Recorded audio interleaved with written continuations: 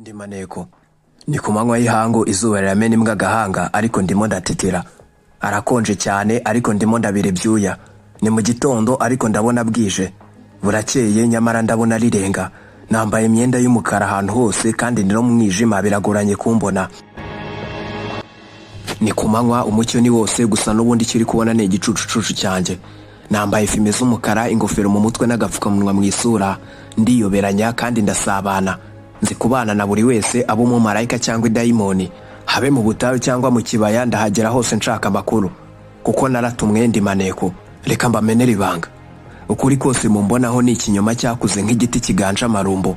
Ndi umutasi kandi ninjye uhanzwe amaso. Igihugu cyanjye kinteza amakiriro nyamara nimfatwa n'abanzi. Umubiri wanjye bazawukataguramo ibice bangaburira imbwa zabo. Umuryango wanjye ntuzabona uko bankingura n'igihugu cyambyaye kizanyihakana kuko ndi maneko. Ibi ni ibyiyumviro bya maneko cyangwa intasi aho ziva zikagera. Ba maneko cyangwa abatasi ahantu hose baba bahari. Bari hafi rwose kandi n'uwo mwicanye ashobora kuba ari maneko. Icyo bakora ni ugushaka amabanga y'umwanzi bamara kuyamenerwa bakakira igihugu cyangwa babatumye. Nuko umwanzi wabo akisanga hasi mu buryo bumeze nka surprise. Ba maneko cyangwa abatasi ni abantu bamaze kumenyekana cyane ahanini bitewe n'ibitabo cyangwa filimi bibakorwaho. Ariko se maneko mu by'ukuri ni muntu ki?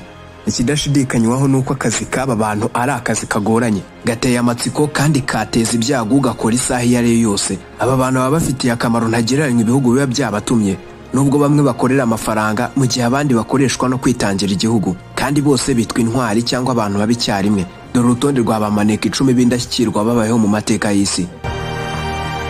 Mbahaye ikaze kuri Mira Rwanda, isoko y'ibyegeranyo bicukumbuye n'amakuru agezweho kandi yizewe utasanga ahandi. Mbahaye ikaze mu isi y'intambara aho ubuhangange bw'ubutasi butuma igihugu runaka cyitwa ikinyembaraga mu ntambara. Ndi Penuel Muvandimwe.